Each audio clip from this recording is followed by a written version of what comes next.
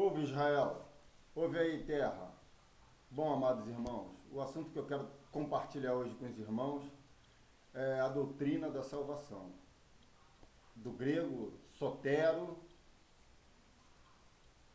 e vamos abranger, nos inteirar mais a respeito da doutrina soteriologia, para que possamos juntos crescer, para que possamos juntos aprender a palavra de Deus. Eu peço que os irmãos continuem mandando para mim mensagens, continue compartilhando dos vídeos, continue se inscrevendo no canal, para que possamos divulgar a palavra de Deus, para que possamos juntos crescer na graça e no conhecimento de Cristo. Que Deus abençoe a todos e vamos dar início a esse importante assunto que iremos abordar hoje. Bom, é necessário iniciar dizendo que a salvação, ela está designada desde o princípio da fundação do mundo. Então, desde o princípio, Deus já tinha preparado a salvação em Cristo Jesus. Por uma de suas grandezas, chamada onisciência, ou seja, o poder de saber todas as coisas, Deus já sabia o rumo que ia tomar a humanidade, através da queda de Adão e das demais decadências da raça humana. Então, em Cristo Jesus, desde o princípio da fundação do mundo, Deus nos preparou para a salvação em Cristo Jesus. Vejamos o que o apóstolo Paulo fala à igreja de Tessalônica, lá no livro de Tessalonicenses, capítulo 2, versículo 19. Mas devemos sempre dar graças a Deus por vós, irmãos amados do Senhor, por vos ter Deus elegido desde o princípio para a salvação, em santificação do Espírito e fé da verdade. Não só de Tessalônica, mas Deus elegeu a raça humana para a salvação em Cristo Jesus, desde o princípio da fundação do mundo. E é interessante que lá no início, lá no livro de Gênesis, nós já vemos, por sinais e símbolos, Deus reconciliando o homem com ele, através de sacrifícios, já desde Adão, através de sacrifícios, para que, através do sangue do inocente, o homem fosse reconciliado com Deus. Vamos ver lá o que diz o livro de Gênesis, capítulo 3. Gênesis capítulo 3, a partir do versículo 21, diz o seguinte: E fez o Senhor Deus a Adão e a sua mulher túnicas de peles, e os vestiu. Então disse o Senhor Deus: Eis que o homem é como um de nós, sabendo o bem e o mal. Ora, pois, para que não estenda a sua mão, e não tome também da árvore da vida, e coma, e viva eternamente, o Senhor Deus, pois, o lançou fora do jardim do Éden para lavrar a terra, de que fora tomado. E havendo lançado fora o homem, pôs querubins ao oriente do jardim do Éden, e uma espada inflamada que andava ao redor para guardar o caminho da árvore da vida. É interessante esse texto.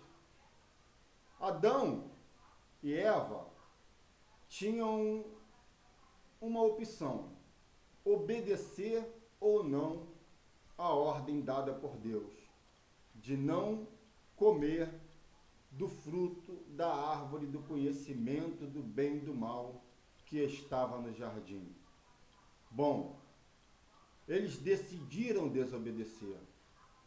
E diz esse texto, logo no versículo 21, que após a queda e após Adão se envergonhar pelo pecado, Deus fez para eles túnicas de peles. Então, para que Deus pudesse fazer túnica de peles, foi necessário que um animal fosse abatido. Então Deus abateu um animal para cobrir a vergonha, ou seja, para cobrir o pecado de Adão e Eva e assim manter efetiva a comunhão de Adão e Eva junto com o Deus eterno. Havia ali também a árvore da vida eterna. E essa árvore da vida eterna é também um símbolo que aponta para Jesus Cristo, porque nós só obtemos vida eterna pela fé em Cristo Jesus. Então, no momento em que Adão pecou, Deus o tirou do jardim do Éden, porque já ele com a natureza pecaminosa, porque ele já conhecedor do bem e do mal, não comesse também da árvore da vida eterna e tivesse vida eterna em pecado. Então Deus separou Adão do jardim do Éden para manter a integridade da própria vida de Adão, de Eva e de toda a humanidade. Por isso que no texto de Romanos, capítulo 6, versículo 23 diz: todos pecaram e destituídos estão da graça de Deus. Foi isso, o pecado de Adão nos levou à perdição eterna. Por quê? Porque o salário do pecado é a morte, mas o dom gratuito de Deus é a vida eterna em Cristo Jesus. No livro de Êxodo, capítulo 15, no verso 2, Moisés ele faz uma declaração no seu cântico e diz assim: o Senhor é a minha força e o meu cântico, ele me foi por salvação. Este é o meu Deus, portanto, lhe farei uma habitação. Ele é o Deus de meu pai, por isso o exaltarei. Moisés, ele tem essa disposição de engrandecer ao Senhor, porque o Senhor o escolheu como aquele que iria tirar o povo de Israel do Egito. O Egito, para nós, simboliza hoje uma vida pecaminosa, uma vida de escravidão no pecado, uma vida afastada de Deus, uma vida de desobediência. Mas Deus levanta Moisés para resgatar o povo do Egito e levá-lo à terra prometida. Então Moisés diz que o Senhor é a minha força, o Senhor é o Deus da minha salvação. Que Deus também seja o Deus da tua salvação. E o que declara o rei Davi, o salmista Davi? Lá no Salmo 27:1 ele diz: o Senhor é a minha luz e a minha salvação. A quem temerei? O Senhor é a força da minha vida. De quem me recearei? Nesse texto, nós vemos que o salmista, o rei Davi, ele coloca toda a sua confiança em Deus, sabendo que de Deus viria a sua salvação. Por isso, o mesmo Davi diz: elevo os meus olhos para os montes, de onde me virá o socorro. O meu socorro vem do Senhor, que fez os céus e a terra. É interessante que muito se fala de promessa. E os pastores que encabeçam aí essa doutrina do Evangelho da Prosperidade, eles trabalham muito com essa palavra, a promessa de Deus. Mas a maior promessa que Deus te fez foi a salvação em Cristo Jesus. E em Cristo foi consumado a salvação. Por isso que na cruz do Calvário, quando Jesus expirou, antes de ele entregar o seu espírito, ele disse: está consumado. Ou seja, finalizou a obra de Deus para que o homem tenha uma vida de paz. Finalizou a obra de Deus para que o homem tenha a salvação. Finalizou a obra de Deus para que o homem viva uma vida íntegra. E nós temos um regulamento a seguir. E esse regulamento é a Escritura Sagrada, é o nosso manual de fé. A Escritura Sagrada é o nosso manual de fé e de prática.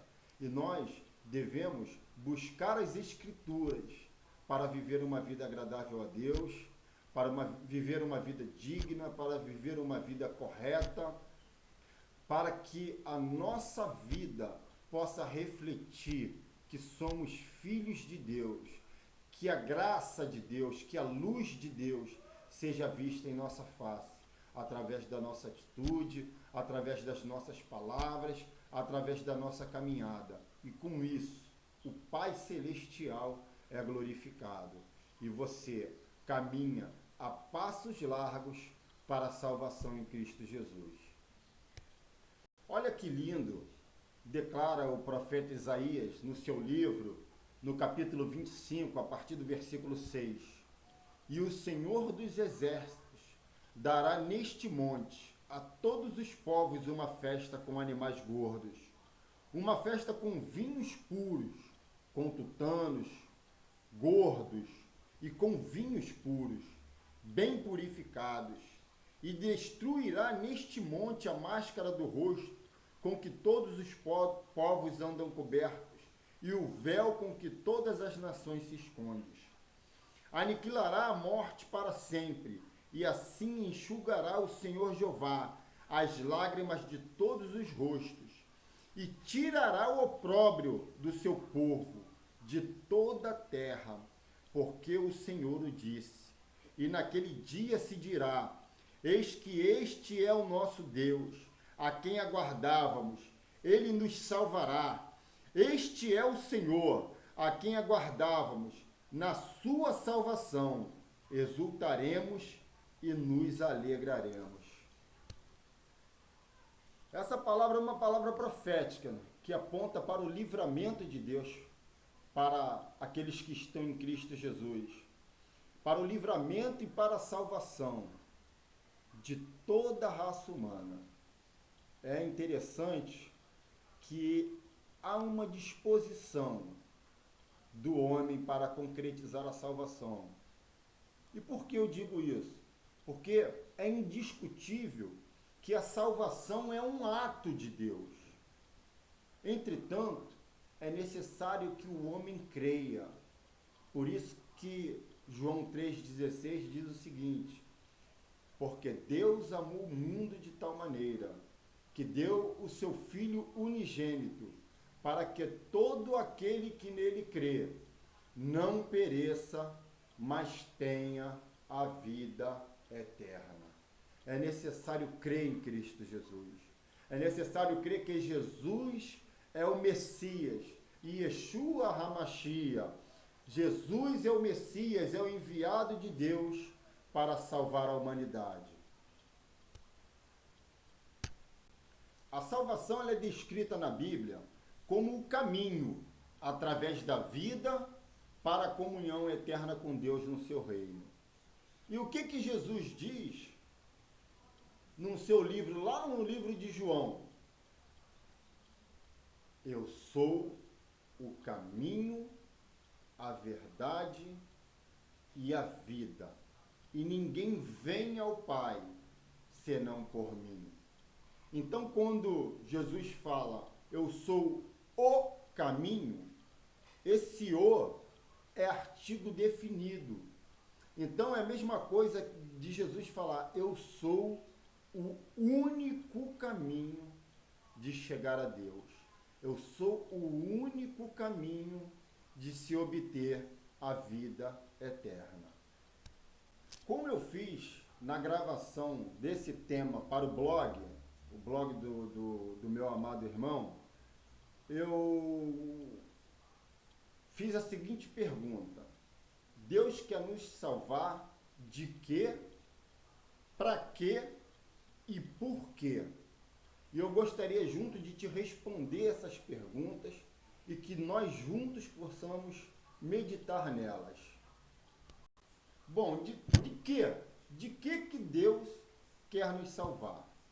Deus quer nos salvar da morte eterna, que é a segunda morte, ou seja, a separação eterna de Deus.